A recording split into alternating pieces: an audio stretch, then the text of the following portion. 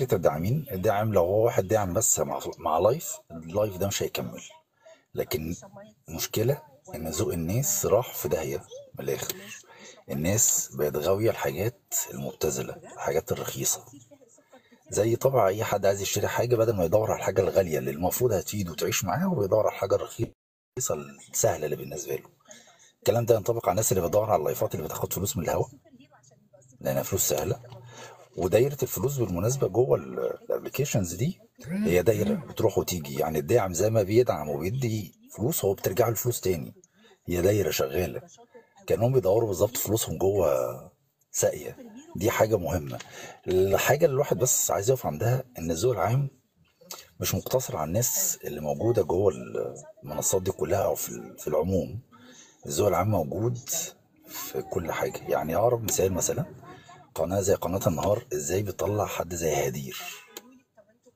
الموضوع اكبر ما احنا متخيلين. الموضوع فعلا اكبر ما احنا متخيلين. فكره ان قناه دكتور ريهام، حضرتك الرسميه او قناه نورت تلفزيون، الدنيا. اتفضل. نورت قنوات الدنيا مستر تلفزيون ريهام. او الحاجات المنتشره كتير، تطلع الناس دي وتديها مساحه ان هم يجيبوا واحد ما بيعرفش يتكلم كلمتين على بعض ويدوا له دور في مسلسل. يا جماعه، الموضوع اكبر مننا احنا شخصيا. الموضوع اكبر من الناس نفسها فعلا. حاجه كده يعني. الواحد مش عارف يجيب العيب فين، غير ان الواحد يبتدي بنفسه ويبتدي بالناس اللي حواليه. يحاول يفضل مصمم زي ما كان بيقول بالظبط سامح، ان الواحد يصمم على الكونتنت اللي هيقدمه، يزقه بأي قوة زي ما هو شايف، والناس اللي معاه هي اللي هتساعده. أنا شايف إن رانيا بتقدم حاجة كويسة، يبقى ندخل عند رانيا كل يوم نتكلم في نفس المواضيع. الاستمرارية هي اللي فعلا اللي بتخليك تنجحي، مش العدد بتاع الناس، مش الداعمين، مش أي حاجة تاني. الاستمرارية دي سر نجاح أي حد بيقدم محتوى. أنا عندي صفحة على الفيسبوك مثلا، لو هنتكلم عن التجربة الشخصية بتاعتي، بقالها 3 سنين. انا قعدت لا، بلا داخل في ربع سنه اهو. قعدت 3 سنين واقف عند 9000 فولور. في خلال السنه الاخرانيه دي انا عديت ال 40، من غير فلوس، من غير داعمين، من غير اي حاجه. ما شاء هو الله. استمراريه على نفس النمط اللي انا شغال عليه. الناس هيوصل لها الصدق، ومع الوقت الحاجات المبتذله دي صدقوني بتختفي. دوروا كده على الناس اللي هي كانت بتعمل مهرجانات اول ما ابتدت، هم فين؟ مش موجودين. الناس اللي كانت بتقدم حاجات كده فين؟ مش موجودين. حتى مع الكلام مثلا عن واحد زي محمد رمضان، فينه في السنه دي؟ فينه في السنه اللي فاتت؟ هما بيطلعوا وينزلوا بسرعه، زي ما بيطلعوا بسرعه زي ما ينزلوا بسرعه. محمد لكن الفكره رمضان بعد احساسها إذنك موجود. الناس. هو موجود بس هو بيعمل حاجات تانية. يعني مثلا السنة اللي فاتت ما عملش مسلسل، بس نزل في إعلانات. هي الناس بس بتغير شكلها. يعني مثلا لا، الناس اللي هي محمد رمضان بتاعت شاطر. شاطر، محمد رمضان وبعدين ايه؟ ده ممثل شاطر. شاطر، ده هو ممثل ممثل بيعرف، جامد. بصي بيعرف يعمل حاجات تانية تخليه موجود. بس هي الناس فاكرة ان هو مش موجود عشان هو كان طالع له بس كام لقطة كده الناس ابتدت تنتقده فيها. يعني مثلا الإعلان بتاع المشروب الغازي اللي كان عامله دوت، والناس كلها قعدت تنتقده وتقول له يعني انت طالع تتكلم على الجيش وطالع تتكلم مش عارف ايه وطالع تعمل إعلان كده. فهو ذكي. هو اختفى بس ما اختفاش.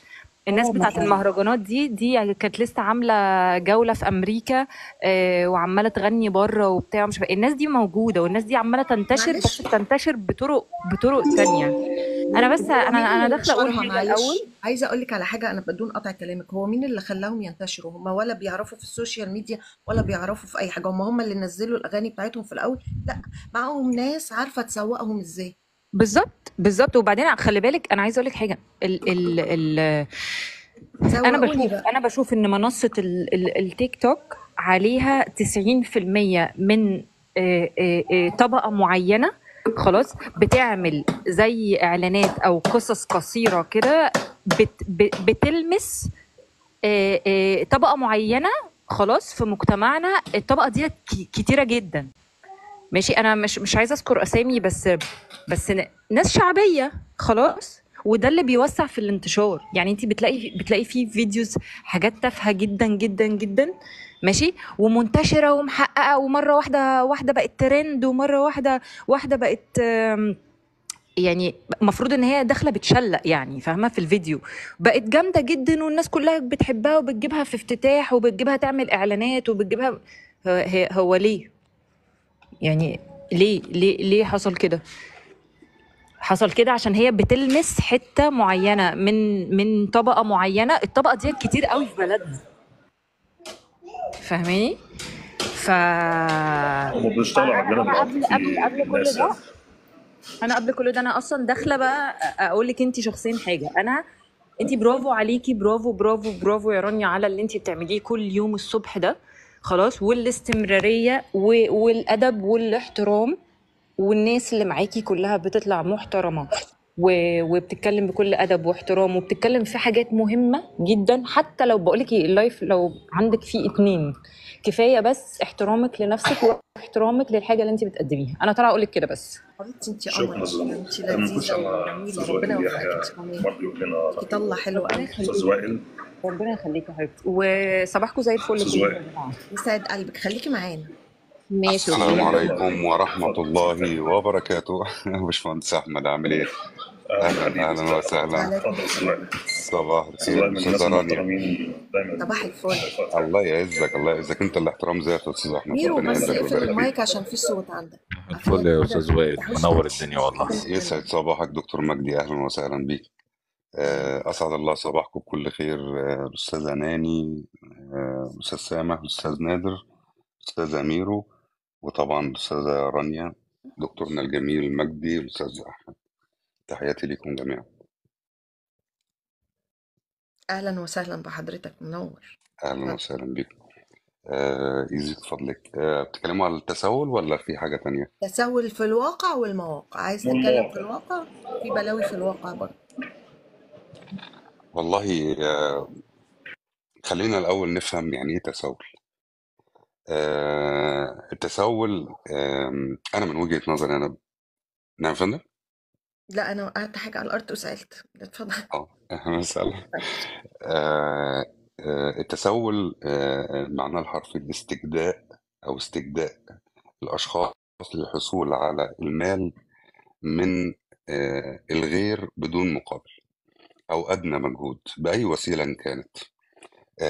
لو جينا نزلنا على أرض الواقع، أنا يمكن أنا دايما كده وجهة نظري، يمكن المحيطين بيا يعرفوا أنا بتعامل على الموقع زي الواقع. أنا بالنسبة لي ما في فرق بينهم أبدا، أنا بتعامل بواقعية من خلال السوشيال ميديا وعلى أرض الواقع، لأنه بيجسد الواقع بشكل كبير يعني. لو جينا بصينا على أرض الواقع هنلاقي في حياتنا كلنا متسولين، مستترين كلنا، وأكيد مرينا في حياتنا بالأشخاص دي. من بعض الأصدقاء اللي ممكن يتسول منك للحصول على وجبة غذاء، للحصول على مشروب، للحصول على آه، رايح أي للدكتور أي ومعيش فلوس، بالظبط، هو رايح للحصول يدفع على. اصلا وهتسأل. صحيح صحيح. حصول على وسيلة مواصلات، ممكن تكون انت راكب معاه مواصلة ويتسول منك بحجة ان هو نسي الفلوس. فالامور دي واضحة لدينا كلنا ومرينا بيها بشكل كبير. انا بعول التسول او الصفة دي من السلوك الذاتي للشخص ومن البيئة اللي هو نشأ منها. آه، للأسف بعض الأشخاص اللي أنا ذكرتهم اللي في حياتنا دول ممكن يكون طموحهم بيبقى بسيط، اللي هو زي ما أنا ذكرت. أهلا وسهلا أحمد العمدة، منور. زي ما أنا ذكرت بعض الأمور التافهة اللي هي لا تذكر، ولكن هو مش عاوز يدفع فيها فلوس بيحاول يوفرها. ممكن هو بيكتفي بكده، وممكن بيسلك مسلك تاني خالص وبيعتبر إن دي وظيفة أو مصدر لكسب المال بطريقة سريعة ومربحة. آه، التسول على الموقع نسخة طبق الأصل من التسول التقليدي، يعني بيعتمد بشكل كبير جدا على الهوية المجهولة، إن هو واحد مبهم الاسم وممكن يكون ربنا يعزك يا أحمد، وممكن يكون بيستخدم اسم مستعار، وبيعتبر إن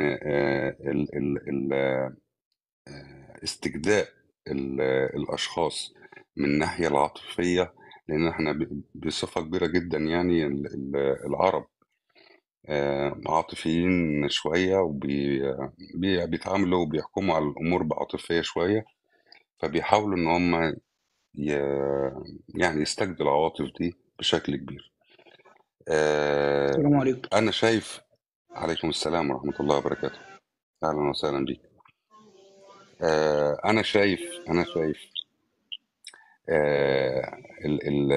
زي ما التسول والصفة دي حوربت على أرض الواقع وكان بيبقى فيها إجراء قانوني، لازم بالضرورة إن إحنا ناخد إجراء بأي شكل من الأشكال على المواقع، لأن فعلا الموضوع بقى فج بشكل كبير جدا وبقى مسيء لينا والبعض الدول اللي احنا بننتمي لها. دي للأسف برضو في تسول اللي هو عن طريق سوري في اللفظ السفور والعري وبشكل صريح، التسول بشكل صريح زي ما يدعى أم الأيتام وأبو الأيتام فدي واقع احنا عايشينه في المواقع زيها زي أرض الواقع. محاربتها ازاي؟ أنا بصراحة أنا شايف إن يتم الإبلاغ عن الأكونتات دي بشكل كبير جدا. لازم يكون في خطوة إيجابية من الكل للمشاركة للقضاء عليها. أشكرك. هو أنا بس عايزة أقول لحضرتك على حاجة. هو في ناس اتفضلي. بتقدم ممكن من وجهة نظرنا إحنا ما يبقاش محتوى. يعني ممكن حد مثلا يفضل حد بيبيع حاجة، حد بيعمل حاجة، حد أنا ما بسموهوش ده تسول. طالما ما بيطلبش و... وبيدي. يعني مثلا في ناس كانت في حتة، آه، كان مستواها في مكان، وكانت بتنصح الناس في نص ما هي بتقدم محتوى او بتطلع تتكلم مع الناس. انا دول مش مؤذيين بالنسبه لي، لان هم بيخلوا الناس تجتهد تشتغل او تعمل اي حاجه. لكن انا اللي حضرتك بتتكلم عليه اللي هو، انا اسفه يعني، انك انت مش داخل بقى ابلكيشن، انت داخل كده ايه يعني مكان مش لطيف خالص يعني، اللي هو العري الناس اللي بتبيع نفسها يعني. انا اسفه يعني. فهو ده اللي المفروض ان ده اصلا يتشال. بس في ناس بقى ذكيه قوي، خلاص مش عاجبك وانا هنا كده مش عاجبك، طب انا مسافره بره. يبقى بقى ايه؟ مش جايه لك تاني، مش فاهمني حضرتك طبعا. مش راجعه هنا تاني، أكيد وانا أكيد هقدم ده من بعيد ومحدش يقدر يحاسبني، وانا حره اعمل اللي انا عايزاه. زي بالظبط ما انت بتفتح اي ابلكيشن. يمكن هنا شويه الدنيا في حاجات تانية انت بتفتحها، من اول ما بتفتح انت بتلاقي قرف يعني، لان هو بيبقى اوروبي الاول، أستاذ عبد فبتلاقي الستار، الكلام ده كله أستاذنك عادي. ميوت لو تكرمت. اه ميوت أستاذ فبتلاقي عبد الستار. اه بتلاقي الكلام ده كله عادي عندهم يعني. فاهمني ازاي؟ فهو ده اللي هنا اللي هو المفروض كلنا، المفروض ما حدش يدخل اصلا يدعم. عايز تدعم بقى، معلش انا اسفة يعني جدا، ابقى ادعم على الخاص يعني انت عارف اللي هو بدل ما تروح مكان معين مخصص للحاجات دي، هي بتعملها على الملأ يعني. بت بتروج التجارة بتاعتها. فده حاجة تعرينا كلنا طبعا. وهي مش هنا برضو، عشان ما نقولش ان احنا ايه، احنا لا، احنا مش احنا. هو على مستوى الوطن العربي كله في الحاجات دي بتتقدم. بالعكس، ده في مصر اقل شوية كتير عن ما احنا بنشوف بره. ان بره المواضيع ما فيش، طبعا ما بيتحاسبوش زينا يعني. لا، هو من يعتقد ان التسول في مصر بس لا يبقى مخطئ واكيد يعني رؤيته ضبابية، لان جدا. فعلا لان في فعلا بعض البلدان العربية بدون ذكر اسمائها ماهرة وبارعة في التسول بشكل كبير جدا. انا بحكم شغلي انا لفيت كتير وسافرت كتير دول عربية، ففي ناس بارعين بارعين بشكل مش مبالغ عايزة فيه اقول بجد. اسماء، طبعا بدون ذكر بس ده اسماء. في شوارع يعني، يعني طبعا عادي يعني. اه اه طبعا، احسنتي. شكلك بقى لفيتي برضه وسافرتي. فدي انا لمستها فعلا على ارض الواقع. بس هو المشكله في حاجه، ان احنا دايما يعني لما بنقول ان احنا الذوق العام بينحدر لان في متابعين ليه. كذلك التسول. التسول لو لقى ان ما في جدوى من التسول ما هيتسول. احنا اللي بندي فرصه للمتسولين ان هم ينشطوا ويعتبروا ان دي مهنه، لان احنا فعلا العاطفه احيانا بنستخدمها غلط وبنحطها في المكان الغلط. انت حابب ان انت تعمل عمل خير في ابواب كتير، في يعني قنوات كتير خيرة بتحط المال اللي انت عايز تتبرع بيه لأهله. انما كون ان التبرع ده يكون عشوائي وبرؤيتك انت، او لهدف مجهول في نيتك انت. وانا بعتبر برضو بعض الناس اللي هم يعني بيدعوا الصلاح لمعاونة المتسولين دي، انا بعتقد وكاد اجزم ان نواياهم غير صالحة، ان نواياهم حاجة تانية غير انها تكون لله، طالعة لله، لأهداف. وأهداف أحط تحتها مليون خط، وأكيد معلومة لدى الكل يعني. بيحموهم من الانحراف العام يعني المتشعب، يعني هم بيبقوا عايزين ايه يحفظوهم معاهم بس. أي برافو عليكي. معلش يعني. برافو عليكي. اسفة يعني. لاكتساب لاكتسابهم، أيوة. الانحراف أوحد يعني. أيوة. اه أو أحسنت عشان يا يتقال أحسنت. إن هم بيدفعوا، إن هم خيرين، أو إن هم بيتصدقوا، ما بيعملوا بص، كده. أقول إن لحضرتك حاجة يا أستاذ أميرو. مهما ادعى المعاون للمتسول، مش عاوز أقول داعم، المعاون ليه، مش عشان ان هو يسلط الضوء على نفسه. بيكون ليه اغراض دنيئه لنفسه، أكيد. مش لتسليط الضوء على نفسه، ما لاغراض هي دنيئه جواه وداخليه جواه هو. زي ما حسب. الاستاذه رانيا فاهمه وابتسامتها عشان واضحه ان هي فاهمه. مم. عشان زمان لما اول ما بدأت الابليكيشنز دي كان الناس ما بيعملوهاش كده في العلن، يعني دلوقتي بقت في العلن. كان ايوه بيعمل ايه؟ بيدخل يدعم وبعد كده سنابك، يعني في ناس كتيرة اتضحك عليها كتير قوي. يعني كنا بنقعد نوعي البنات والناس، و- وحصلت فضايح في بدايات اللايف، وفي ناس بيوتها صحيح اتخربت يعني. صحيح. وكانوا تعالي كده فكانت متدارية، كان الناس بتستحي شوية انها ايه تجهر بالبلاوي دي. دلوقتي بقى كله على علن يعني. صحيح أنا صحيح. اه كتاكي. انا بدون اه للأسف. يعني مش عاوز اطول عشان ما اخدش الحوار لنفسي. انا بس في عجاله يا استاذه رانيا. دايما انا بدعو بعض البنات اللي للاسف الشديد اللي هي بتقع في او بتزل قدماها من خلال البرنامج. بدعوهم ان هم يتعاملوا بواقعيه على البرنامج. لان للاسف الشديد بعض البنات، وبرضه ممكن من الجنس الاخر، بيتعامل على البرنامج على انه عالم افتراضي. طول ما انت بتتعامل بافتراضية على البرنامج، انت معرض للأذى بشكل كبير جدا. اتعامل بواقعية على البرنامج باسمك بشخصك. كل أذى انت بتتلقاه على البرنامج مش أذى افتراضي، مش في ضرب الخيال أبدا. الأذى بيتحول لواقع، حتى وإن كانت علاقة نشأت ما بين طرفين على البرنامج. دي مش علاقة خيالية. العلاقة دي في مشاعر اتحركت بينك وبينه. لو حصل خذلان من أي طرف من الأطراف، المشاعر دي أنت بتحسي بيها، بتوجعك في الواقع، مش في ضرب الخيال. أنت مش بتكوني نايمة وبتحلمي حلم إن أنت ارتبطتي، أو إن في واحد أذاكي، فبتقومي من الحلم والأذى ده خلاص بيتلاشى. لا، الأذى بيفضل معاكي. أنت على الواقع بتتعاملي بافتراضية، ولكن الأذى بيلمسك وبيلمس أهلك ولو عندك أولاد بيلمسك على أرض الواقع. فأنا دايما أنا بدعو إن كل حد بيتعامل من خلال البرنامج يتعامل بواقعية. اللي ما ترضاوش على أختك، ما ترضاوش على البنات والأصدقاء اللي هم وثقوا فيك والعكس صحيح. ما تحاولش ابدا ان انت لا، في ناس توسع دايره بترضى عادي على معارفك. فكرة. ما هو للاسف الشديد. ولكن يا استاذه رانيا، اي بنت اي بنت مش هتروح لاي حد في الشارع وتتعرف عليه وتديله رقم تليفونها. تحفظي زي ما انت بتتحفظي على الواقع وبتخافي على اسمك وسمعتك على ارض الواقع.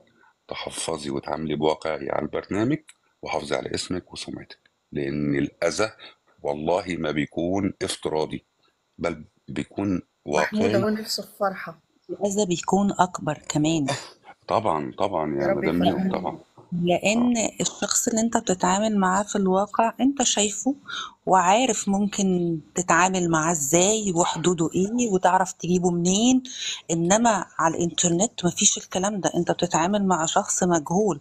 فمن الأول بالظبط. أصلا المفروض ما تثقش فيه الثقة دي احسنت. يعني. احنا بس احنا انا يمكن انا في عجاله برضو مش عاوز اطول. انا ما بحبش اسميه عالم افتراضي، احنا عالم واقعي، ولكن في بعض المزيفين. خفي. يعني مزيفين. في ناس حقيقيه على البرنامج، في ناس السلام مزيفه على عليكم. البرنامج. عليكم وعليكم السلام. السلام ثواني ورحمه الله ثواني وبركاته. وحاجي لحضرتك، اعمل ميوت ماشي. بس.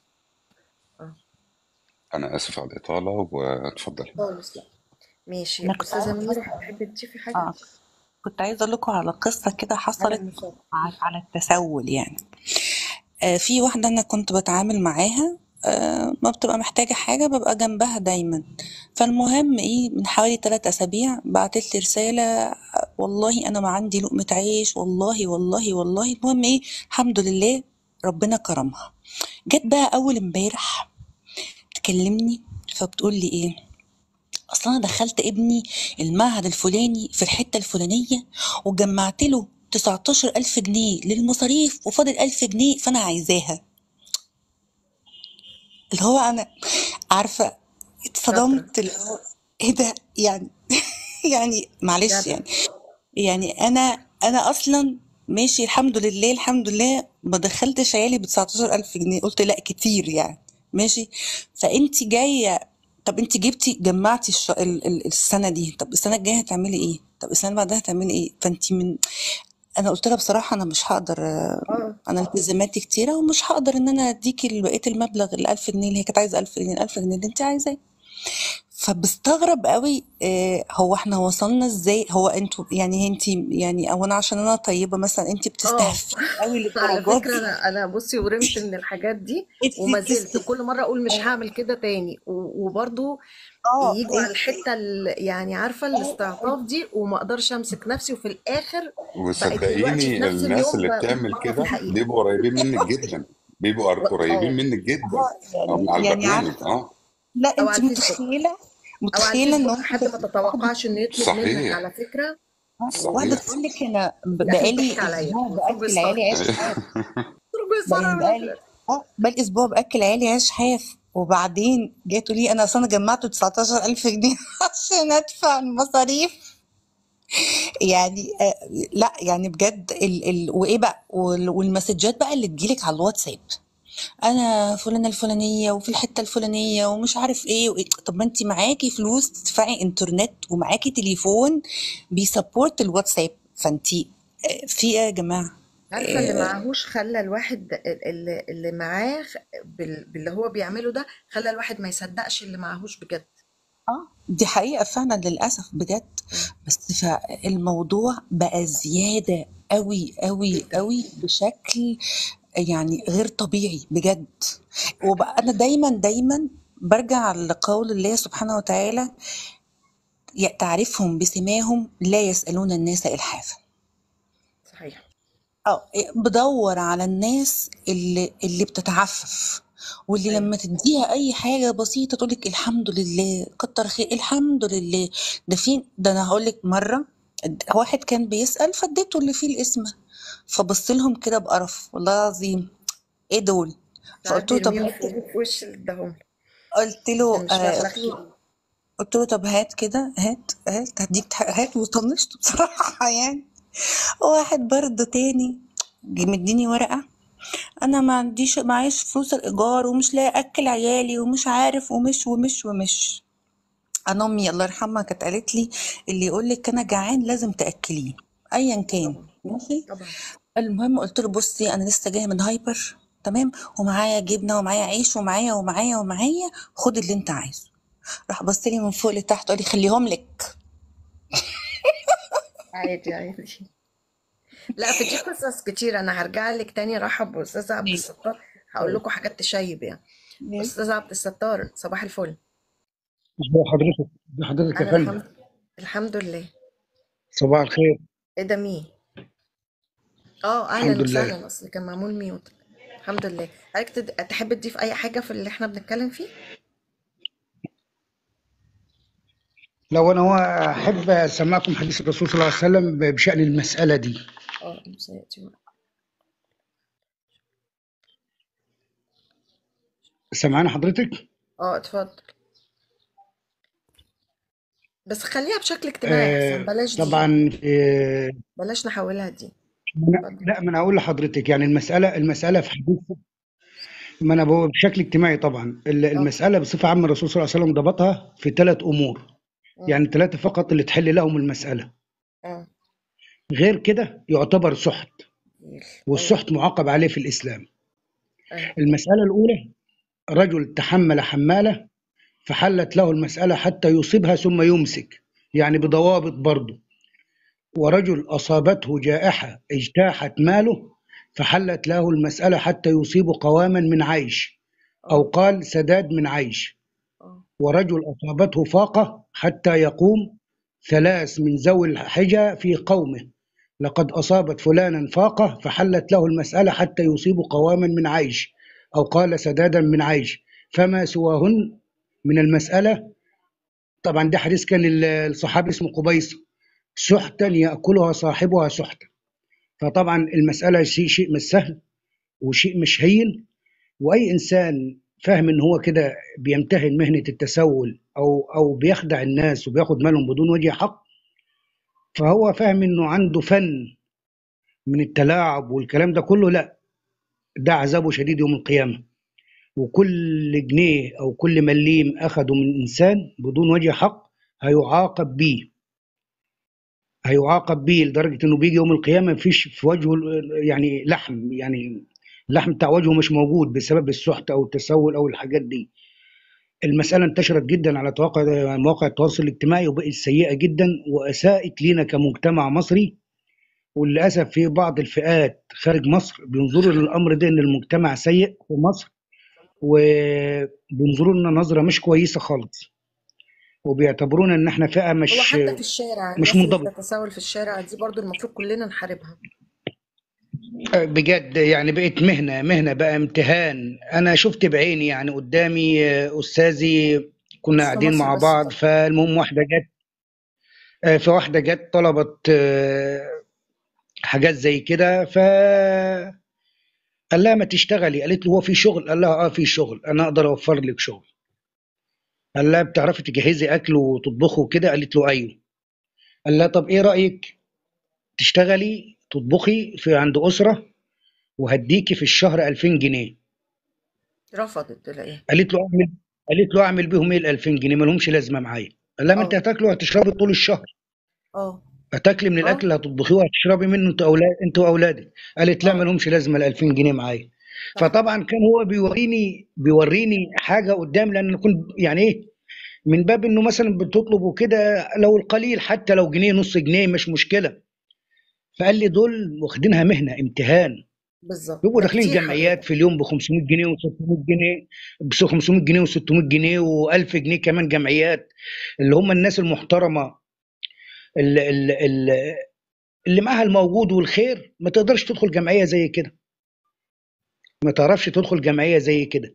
فطبعا هم فيهم قاعده عريضه جدا واخده الموضوع ده كمهنه، ايوه. انا وفعلا شخصيا تعرضت لكذا حد ستات كده في الشارع، وقلت لهم تعالوا اشتغلوا وبتاع وهجيب لكم شغل، ما رضيوش.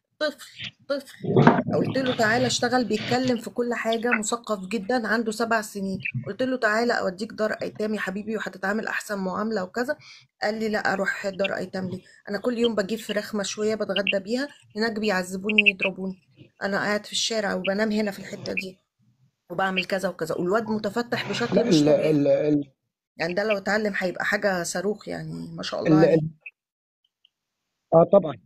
طبعا، بس مين هيعلم؟ مين هو متاخد لا كمهنه انه يعني لو يشتغل حد مهنه؟ اعتنى بيه، هو بيقولك واحد بتضرب لما بالجنة. بروح انا هنا بصرف في اليوم مش عارفة كام، بيجيلي كام وبصرف كام، وبشرب سجاير كمان 7 سنين. ف... اللي محتاج حقيقه فعلا، والمفروض الناس تساعده فعلا، اه متداري، ما يقدرش يقول للناس هاتولي ولا ودوني. صح. فالمفترض برضو الناس تراعي جيرانها، تراعي اصدقائها برضو في ظروفهم الاجتماعيه، لان في ناس فعلا ما بتطلبش، ولو هيموت مش هيطلب، واحيانا بتديله الحاجه ما بيرضاش ياخدها، صح بيرفض جدا. انه ياخد الحاجه دي. فبنستعيد ان احنا نديها له، هو بنديها لطفل صغير كهديه، كحاجه بعيد عنه هو، فما لان تجرحش كرامته شوية. ما سامحاش ليه انه ياخد حاجه مش من حقه. صح. بس ده وجهه نظر يعني في الموضوع. صح. شكرا لحضرتك. من اصحاب الهمم اللي طلع الاول تحت عشان امرك. اتفضل. بيتهيألي هو اللي طلع الاول. السلام اتفضل. عليكم. وعليكم السلام. السلام ورحمه الله حضرتك وبركاته. حضرتك أنا اسمي محمود من ذوي الهمم. عليكم السلام. تمام. أنا قعيد على كرسي متحرك. تمام. أنا يتيم الأب والأم. كل اللي نفسي فيه والله نفسي في فرح، نفسي أفرح، نفسي أفرح زي الناس اللي بتفرح هنا في البرنامج ده. حضرتك والله العظيم أنا ممكن أفتح لك كام تشوفي شكل.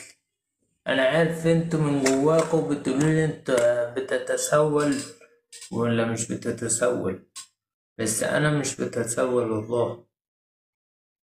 انا هو حضرتك والله. لا خلاص مساء. انا مش متسول. انا كل اللي عندي ده حاجة اسمها نقص اكسجين في المخ اثناء الولادة، بس أثر معايا في حياتي، فقعدت على الكرسي، قاعد على الكرسي اهو. ومين اللي بيصور بس حضرتك؟ مين اللي بيصورك؟ مين بيصور ايه؟ مين اللي بيرجع مين بالتليفون بيصور ايه؟ كده ولا ايه؟ انا اهو معاك، انا اللي برجع بالكرسي يا حضرتك. اوكي انا اسف. طب ممكن آه، أسألك سؤال معلش، إيه اسمك إيه؟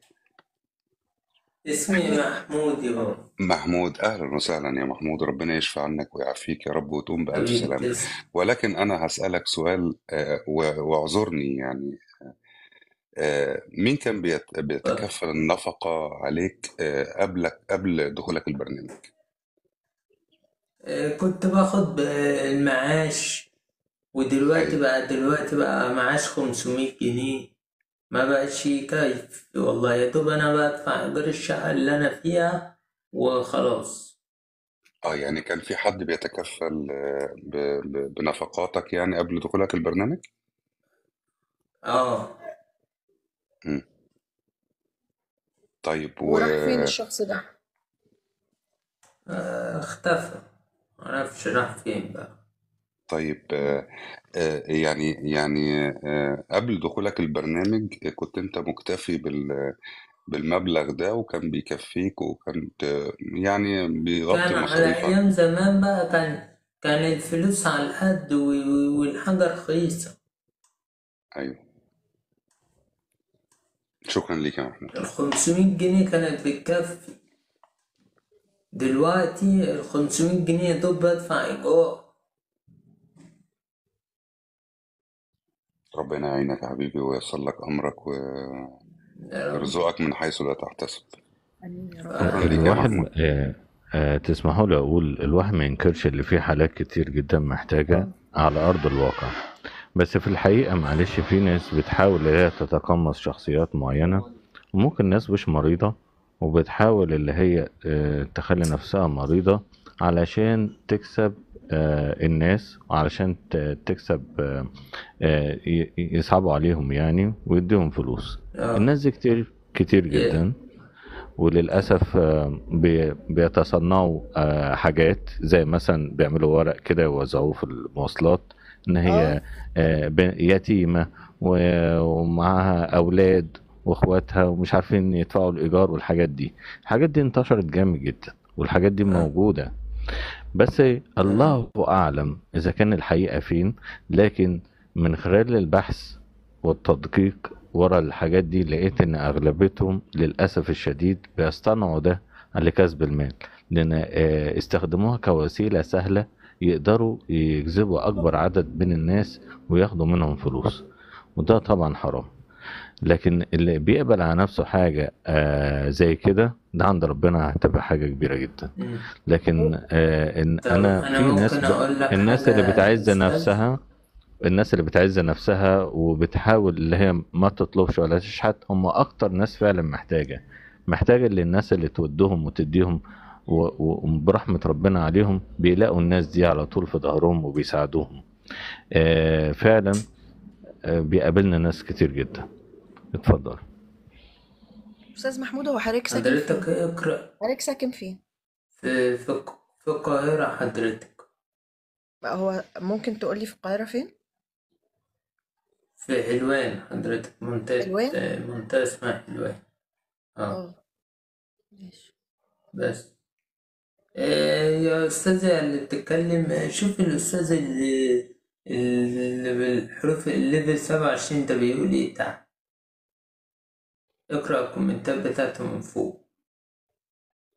بيقول لك الراجل ده فعلا شكله مريض ومحتاج. لا بس احنا ما بنشككش يا بص، احنا ما بنشككش في مرضه، وربنا يشفيه ويعافيه، ربنا يتم الشفاء على خير، واحنا بندعي له طبعا. بس هو كان استفسار، فاهمني؟ واكيد يعني استفسار. اكيد استفسار استفسار. ايوه انما احنا طبعا بنتمنى له الشفاء السلام عليكم العاجل يا رب. جميعا. ازيك يا زوائل، عامل ايه؟ اخبارك ايه؟ عليكم ازيك يا السلام اخبارك استاذ ثروت، دكتور منور مجدي عبد الدنيا. الستار، منور شراع، ميرو. ازيك يا استاذ رانيا، عامله ايه؟ اهلا وسهلا بحضرتك. معلش ازيك هقطع يا كلامك استاذ يا استاذ ثروت؟ وائل، سامحني لا يا سامحني حبيبي، شويه. اتفضل يا غالي، اتفضل. الله يحفظك. بقول لك يا استاذ، اسمك ايه يا استاذ؟ أستاذ فتح محمود. الكاميرا من اصحابك. محمود. محمود انت ساكن فين؟ في منطقه حلوان. المعادي صح؟ او في حلوان. حلوان حضرتك. طيب انت بتدخل دلوقتي يا حبيبي على النت دلوقتي، تمام؟ عندك انت تعرف تليفونات لقطاع التأمينات والاجتماعية، انك انت تتواصل معاهم في انك انت تحصل على دعم او خدمة من احد المنظمات او حضرتك انا باخد اللي هي معاش. شغالة. ايوه انت بتاخد معاش، المعاش بتاعك انت بتاخد معاش يا فندم، معاش عن ان في واحد قريبك متوفى، بيتقسم المعاش ده على ورثته وانت احد الورثة بتوعه، صح كده؟ ورثة ايه؟ لا انا باخد تكافل وكرامة 500 جنيه بتاع تكافل وكرامة. طيب تكافل وكرامة يعني مش معاش من بموجب الوالد. الكارنيه بتاعي اللي هو الجديد. طيب يعني هو بس. ان حضرتك بتاخد ال 500 جنيه ديت عشان السكن بتاعك، صح كده؟ طيب ممكن تاخد نمرة التليفون ديت تتصل بيها تسجلها عندك؟ نمرة ايه؟ خد النمرة ديت بس واتصل بيها، نمرة خط ساخن. طيب ماشي، اكتبها لي على الخط، او ممكن تقول انا هقولها لك 162 وانا اجيبها من على النت. 162 17 تمام. دي بتاعت ايه بقى؟ ماشي. ده قطاع الشؤون الاجتماعية، قطاع التأمينات الاجتماعية. وقطاع واخد بالك الشؤون الاجتماعية في المراغي والبحوث الاجتماعية، لأن هم بيعملوا بحث على حالة حضرتك، وحضرتك بتقدم فيها طلب ليهم، واخد بالك بإنك أنت تقول لهم إذا كان أنا المعاش بتاعي ده ما بيكفيش، يا ريت حضراتكم ترفعوها لي شوية عشان الالتزامات ديت اللي عليا واللي سادت عليا. انا بقول لك حاجه واخد بالك كنوع من انواع انك انت ما تحاولش انك انت تطلع للسوشيال ميديا غير ان احنا نساعدك انك انت توصل لهم. لكن مش ان احنا نساعدك ان احنا ممكن نعمل لك. يعني في ناس ممكن يطلعوا خيرين موجودين في الموقع هنا، ممكن يقول لك يا استاذ مثلا اي واحد من الناس اللي هم يعرفوهم في مصر او يعرفوهم شخصيا في منطقه حلوان يروحوا يسالوا على حضرتك ويوصلوا حضرتك بالجمعيات والمؤهلات اللي هي تساعد على انك انت تاخد الكلام ده، تاخد معاش تاني يعني غير المعاش الاصلي اللي انت بتاخده. فاهمني؟ بحيث ان انت يبقى لو عندك اتعرف مصدر بقى دخل تاني. الحكومة بقى توقف المعاش بتاعه. لا معلش، لا في حالات معينه بتبقى كل منظمات ممكن تساهم ليك انت بالكلام ده، ملهاش دعوه، مش هيتوقف. لو خدت من كذا واحد او خدت منها هي او رفعت من نفس التكافل وكرامه ان هم يرفعوا لك البتاع دي ورفضوها، تقدر تروح للمبادره الثانيه والمبادره الثانيه تقدر تساعدك تزود لك. فاهمني؟ فالموضوع مش هيبقى كده يعني، لان هيبقى المبادره من واحد او مبادره من اتنين، مش الاتنين مبادرتين، واخد بالك؟ بس هتبقى التامينات الاجتماعيه عارفه ان حضرتك بتاخد من مبادرتين، لان المبادره الاولانيه ما عرفتش انها تزود لك القيمه نفسها. فاهمني؟ فاهمني يا استاذ؟ يا استاذ افتكر تاني محمود صح؟ محمود. فده اللي انا عايز اقوله لك، ان المبادره ممكن مبادره تحاول انك انت تطلب منها الزياده، واذا ما نفعش وهي قالت لك مش هينفع ان احنا نزودك عشان احنا امكانياتنا مش مساعده، ممكن عن طريق مبادره ثانيه. مفيش مشكله في اجتماع المبادرتين يعني. ماشي. وكمان يا استاذ سامح، في جمعيات كتيره جدا، جمعيات اهليه بتراعي الناس اللي هي المعاقين، بتراعي الارامل، بتراعي الايتام، ودي حاجات على فكره الجمعيات دي موجوده. هو كان بيقول لك انت فاهم، هو كان بيقول لك يا استاذ مجدي، بيقول لك عشان نقطه الجمع ما بين معاشين، لان هما الاثنين بيقدموا لوزاره والله هم حضرتك هم قالوا لنا كده، الاسامي الناس دي قالوا لنا كده في المعاشات، قالوا لنا كده. استاذ ثروت بيساعده يعمل لك متابعه، واذا وقف عطل في حاجه من الحاجات اللي حضرتك قلت له عليها دي يسالك عشان يروح يعمل. لا انا عارف، هو الاستاذ صالح انا عارف السكه اللي هو بيقول لي عليها دي. والله انا عارف السكه اللي الاستاذ صالح بيقول عليها. والله. طب بص يا هشام، يا استاذ محمود، هو انت ساكن فين في حلوان؟ عشان الاستاذ هشام جنبك في حلوان. ايوه. وهيجي لك ينور في المدينه. طب انا هنزل انا واطلع هشام، اوكي؟ خليك يا دكتور. لا هنزل انا عموما 10 دقايق وهقفل وادخل تاني عشان افصل بس الفيديو، وهدخل تاني نكمل. طيب اطلع يا استاذ هشام، خليك انا كده هقفل علشان عديت عشان التليفون سخن، وهرجع تاني تدخلوا لي كلكم. استاذ هشام انت فين اصلا؟ هو انت ده؟ يو ايه ده؟ عملت حاجه غلط؟ انا اسفه، بعت حاجات غلط، بعت للناس مش عايزه تطلع. مين اللي وقع؟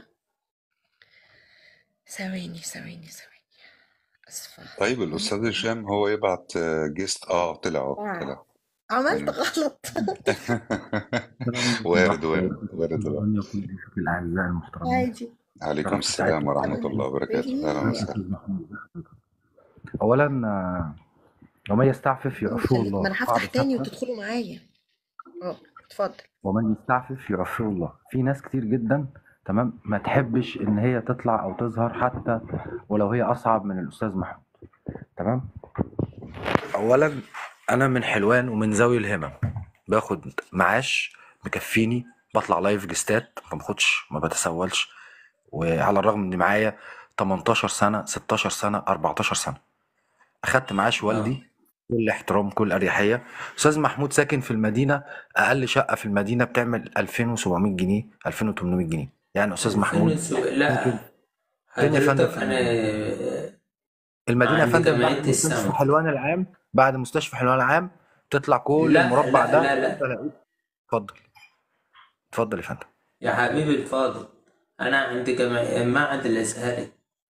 طيب انا جالي تكافل وكرامه، اخدت تكافل وكرامه فتره لحد ما جيت عملت معاش والدي، جات لي رساله لم يستحق وتشال معاش تكافل الكرامه، ده معاك حق فيه. ولكن تعالى هنا النقطه، انت حضرتك بتاخد تكافل الكرامه بس؟ انت عايش بتكافل الكرامه بس؟ طب حضرتك اقل باقه هنا، باقه نت علشان تفتح تمام على تيك توك مش محتاج اقل من 100 جنيه يوميا. ده عن تجارب، كلنا بنمر بالموضوع ده. وراك اي شبكه فودافون، اتصالات، موبينيل، هتلاقي نفسك ان انت على الاقل بتشحن ب 100 جنيه في اليوم، يعني انت بتدفع 3000 جنيه نت بس. صح يا فندم ولا غلط؟ صح تمام. حضرتك ولا لا؟ لا مش بتفتح حضرتك لايفات وفاتح فيديو؟ حضرتك فاتح انا فيديو بفتح من ثانيه واحده، كروت حضرتك فاتح فيديو. انا يا فندم معايا 3 ولاد، بقول لك معايا 18، معايا 16، ومعايا 14. معاش والدي 3500 جنيه، بدفع ايجار منهم 800 جنيه، عايش في عزبه الوالده على رشاح في الترعه، وما عنديش حد بيشتغل. انا بشتغل من خلال شغلي في مجالي، بحاول ازود دخل، وعايش الرضا بالقليل يا استاذ محمد. حضرتك دلوقتي من نوع موبايلك ايه يا فندم؟ نوع موبايلي والله مش عارف، والله مش عارف نوع يعني اكيد موبايلي يعني ما ما. شاء الله يعني بيفتح او بيفتح حضرتك انت طالع تقول لي نوع اكيد يعني موبايلك معدي ال ايه؟ 512، اكيد معدي ال 512 صح؟ 512؟ لا والله بكام مش يعني؟ كام 512. يعني؟ يعني نوع موبايل حضرتك ايه؟ والله مش متذكر طيب ماشي، والله ثانية واحدة نوع بس بعد إذنك يا التليفون أستاذ رنا. طب ثانية واحدة، أستاذ محمود، حضرتك ما مرتش على الرسالة اللي جنب رئاسة الحي اللي جنب حضرتك، اللي ممكن تاخدها توك توك ب5 جنيه بس؟ ما رحتش جمعية رسالة؟ ايه جمعية رسالة؟ رحت شارع زكي يا جمعية فندم، رسالة. امتداد حضرتك شارع زكي، امتداد حضرتك جنب رئاسة الحي مباشر. ايوه في جمعية رسالة ايوه تمام، بتدعم المكفوفين والمعاقين وذوي الهمم، تمام، بتدعمهم براتب شهري ومساعدات تموينية. أكيد حضرتك عارف الكلام ده. زائد إن حضرتك معاك تكافل رحت وكرامة، صح كده؟ والله. معاك تكافل وكرامه، يعني ايوه حضرتك ببساطه جدا تقدر تروح بتكافل وكرامه. ايوه. تمام. انت اولا اسمعيني بقى يا استاذ رانيا، انا لسه ما اتكلمتش. حضرتك يا استاذ محمود ما بعتش جواب بمبلغ محترم، جواب عربيه؟ لا حضرتك انا ما عملتش جواب، لا. اقطع بس كلامك طب انا وهسيبك حضرتك تتكلم براحتك. استاذ محمود، انا بنزل الحاجات اللايفات بتاعتي على القناة بتاعتي على اليوتيوب. عندك مشكلة تمام. في الظهور؟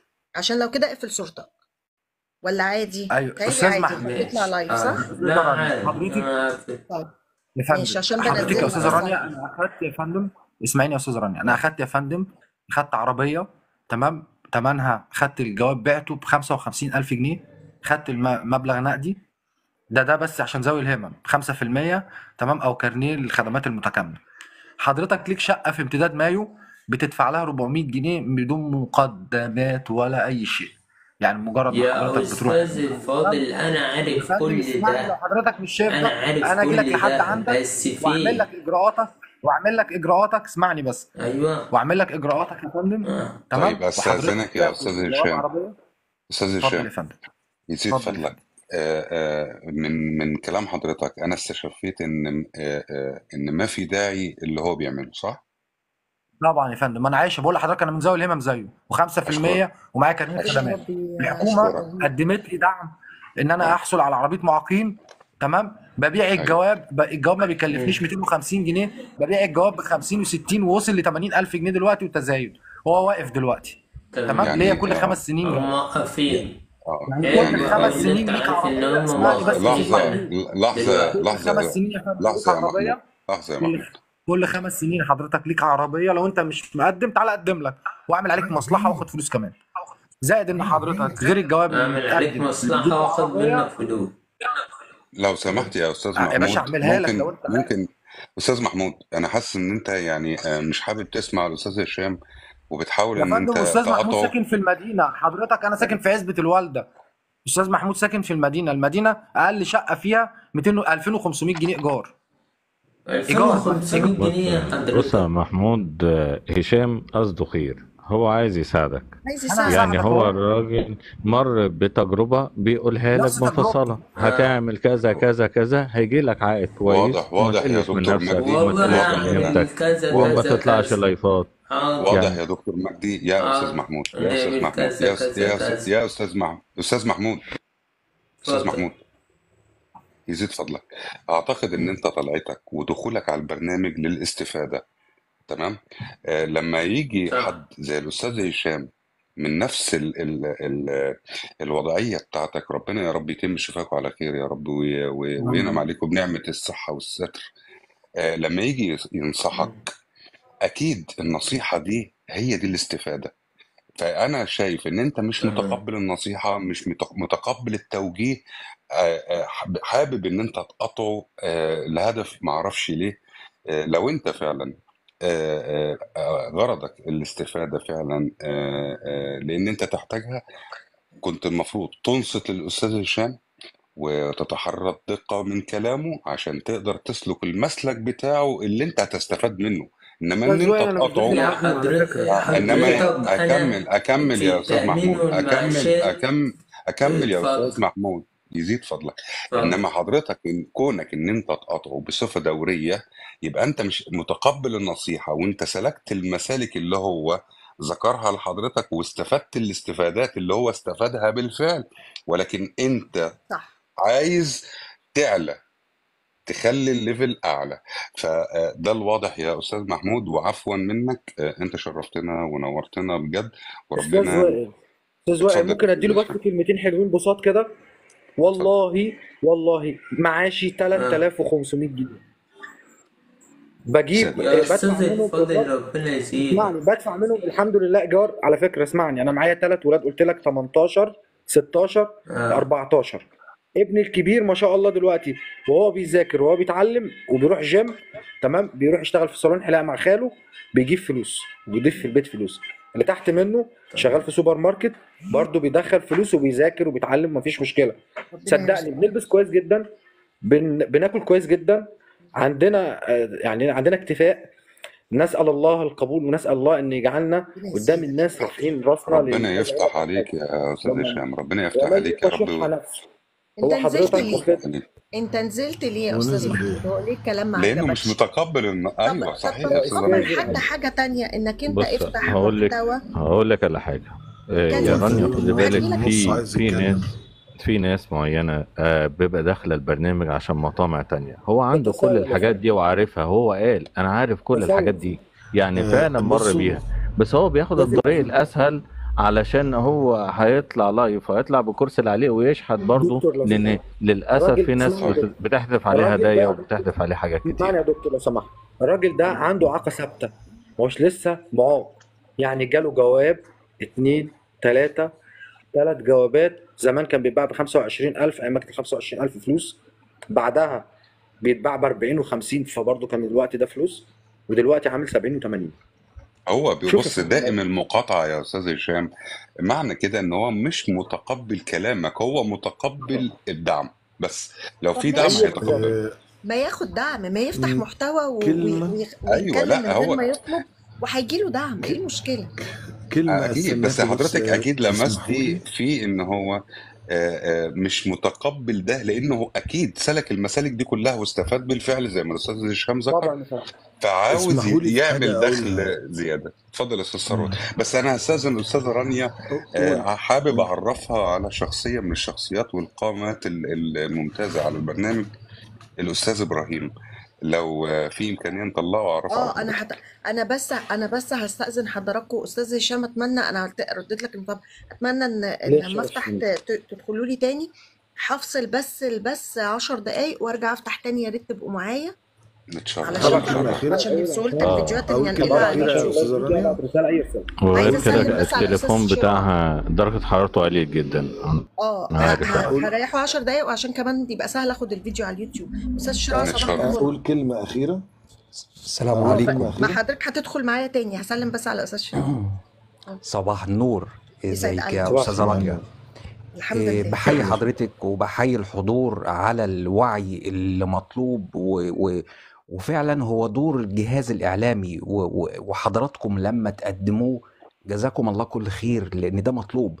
يعني أنا مش عايز أسهب أنا عايز أقول كلام كتير طبعا، لكن هدي فرصة لحضرتك لا، تقفلي انا وتفتحي هبدا تاني بحضرتك ونكمل. اول ما افتح تاني. عايزه اقول لحضراتكم في حد بعت لي تمام. امبارح واحنا بنتكلم في موضوع ما شبه كده، قعد يقول لي انا محتاج وبتاع، دخل وقال لي شوفي ارجوكي شوفي الخاص وبتاع، انا بعت لك الصور. دخلت على الخاص لقيته مصور لي خياطات متخيط من كذا مكان وبتاع ومش عارفه ايه حاجات كده يعني.